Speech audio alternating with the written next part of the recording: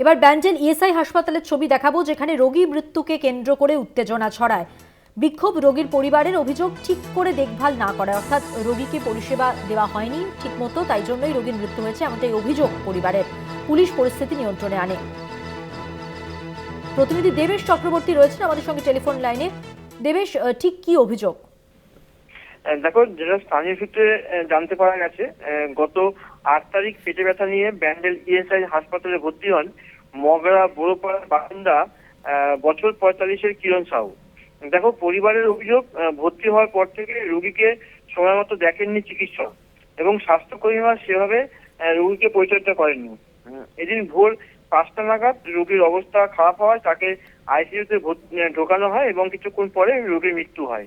তো হাসপাতাল কর্তৃপক্ষ পরিবারের লোকজনকে জানায় যে কিরণ সাহু মারা গেছেন।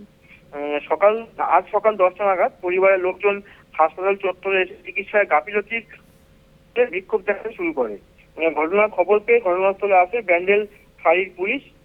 পুলিশ ঘটনাস্থল থেকে পরিবারের লোকজনকে সই দেওয়ার জন্য কাছে গেলে পুলিশকে ঘিরে দেখানো শুরু করে বাড়ির লোকজন।